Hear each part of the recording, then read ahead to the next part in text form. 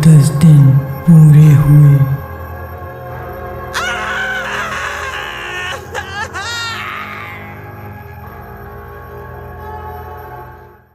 काफी समय पहले की बात है। कैलाश राज्य में बहुत ही कम लोग जीवित बचे थे, क्योंकि वह एक श्राप के कारण मर गई। और वह श्राप जंगलों में रहने वाली एक डायन थी।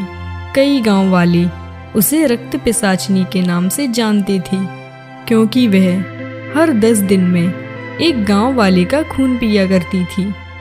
इससे वह जवान और सुंदर दिखती थी। उस राज्य का राजा भी कुछ नहीं कर सकता था, क्योंकि डायन बहुत ही शक्तिशाली थी।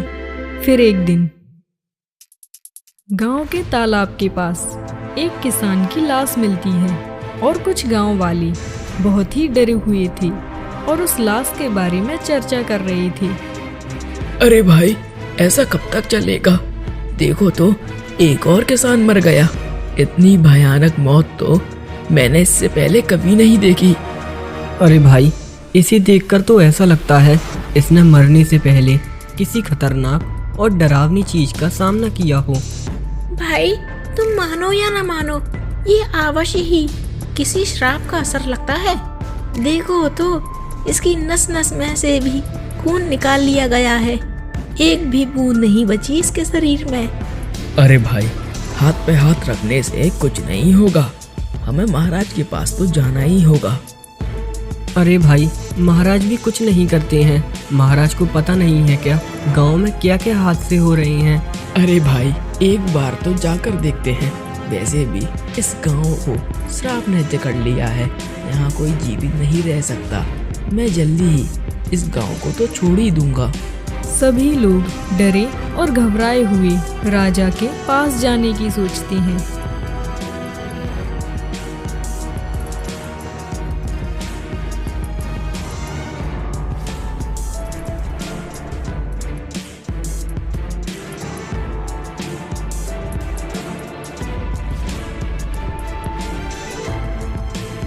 महाराज, देखिए ना, इस गांव में एक और किसान की लाश मिली है। सभी की तरह इस लाश में भी एक बूंद भी खून नहीं है। अब पता नहीं इस श्राप की जकड़ में कौन कौन अपनी जान गंवा बैठेगा। हाँ, हम भी जानते हैं कि गांव में कई लोग मर रहे हैं, पर इसमें श्राप कहाँ से आया?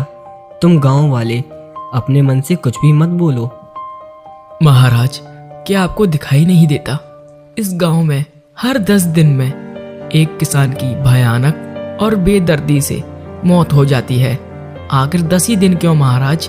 ये श्राप नहीं तो और क्या है? महाराज, यदि आपने हमारी समस्या का हल नहीं किया तो हम सच में ही ये राज्य छोड़कर दूसरे राज्य चले जाएंगे। अरे नहीं नहीं, गांव छोड़ने की कोई बात नहीं है। हम पता लगाएंगे कि इस चुड़ैल का क्या किस्सा है। सिपाहियों, जाओ और जंगल की तलाशी लो।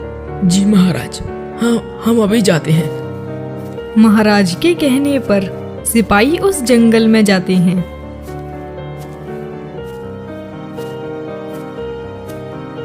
वह चलते चलते जंगल के काफी अंदर तक आ जाते हैं।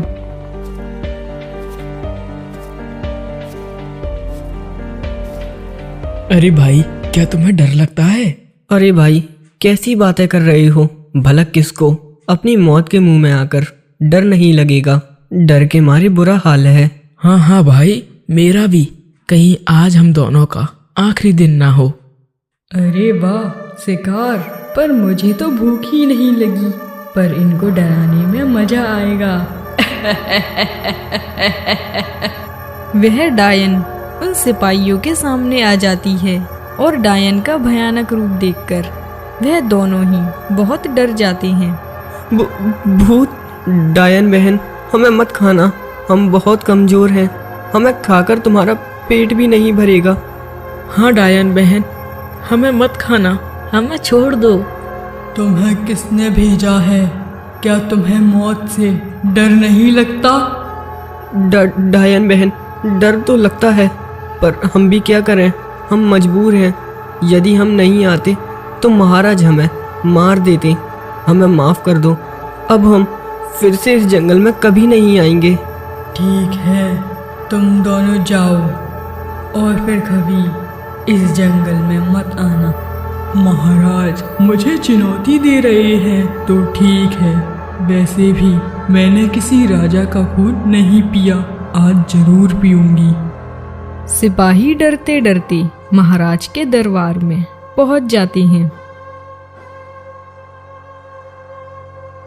महाराज, महाराज, आज तो हम बाल बाल बच गए। उस डायन ने तो हमें पकड़ ही लिया था, और वो तो मैं था महाराज। मैंने उस डायन के मुंह पर एक घूसा दिया और हम दोनों यहाँ भाग आए। मूर्ख, ये मजाक का वक्त नहीं है। वो चाहे तो तुम्हें और तुम्हारी 7 पुश्तों को अभी खत्म कर सकती है। अब जाओ यहाँ से।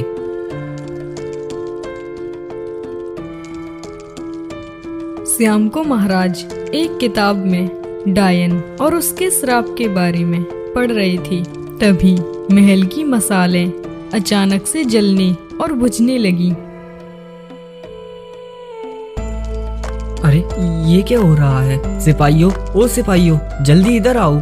तभी महाराज के सामने वह डायन अपने भयानक रूप में आती है और महाराज उसे देखकर डर जाते हैं। प्रणाम महाराज। अरे डायन, तुम यहाँ क्यों आई हो? चली जाओ यहाँ से, वरना।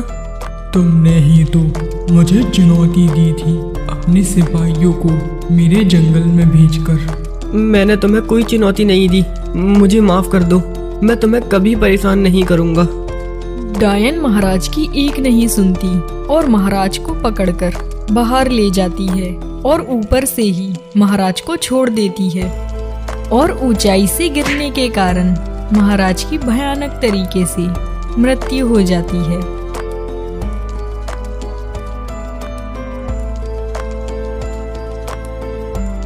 अगले दिन पूरे गांव में अफरा तफरी मच गई और पूरे गांव वाले बहुत ही डरे हुए थे। और तभी सरपंच कहता है, अरे भाइयों बहनों, हमारी यहाँ रुकने की केवल एक ही उम्मीद थी, वो महाराज। और महाराज तो खुद ही मर गए। अब हमारा बचना असंभव है। अगर हमें अपने परिवार को बचाना है तो हमें ये गांव छोड़ना ही पड़ेगा, वरना हम सबको भी उस डायन का श्राप जकड़ लेगा। सभी गांव वाले गांव छोड़ने की ठान लेते हैं और शाम तक गांव वाले उस गांव को छोड़ देते हैं। अब गांव बहुत ही डरावना और सूना हो जाता है। और 10 दिन बाद वह चुड़ैल अपने शिकार की तलाश में उसी गांव में आती है।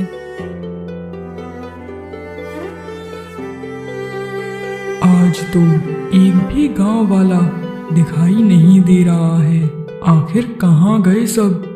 वह डायन सारे गांव वालों को ढूंढती है, परंतु एक भी गांव वाला उसे दिखाई नहीं देता।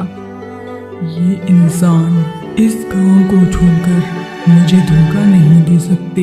मैं भी दूसरे गांव जाऊंगी, वहाँ कुछ लोग मेरा इंतजार कर रहे होंगे। वह डायन दूसरे गांव की तरफ निकल जाती है। वह डायन दूसरे राज्य सोमगढ़ में पहुंच जाती है। वह राज्य का राजा विक्रमादित्य थे, जो कि बहुत ज्ञानी और पराक्रमी थे। दूर दूर के राज्यों में भी राजा विक्रम के चर्चे थे। वहां की प्रजा बहुत ही खुश थी, पर अब उस खुशहाल राज्य पर भी रक्त पिशाचनी का साया पड़ चुका था। फिर एक दिन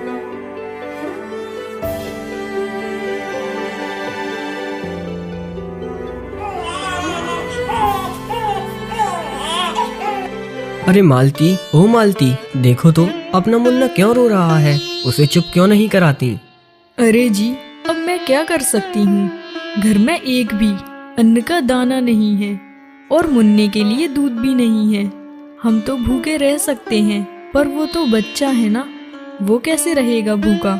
चलो ठीक है, मैं एक काम करता हूँ, अपने मित्र के घर जाकर उससे कुछ पैसे उधार ले लेता हूँ और उनसे राशन ले आऊंगा। जब सेठ जी खेत के पैसे दे देंगे तो मैं उसको वापस कर दूंगा।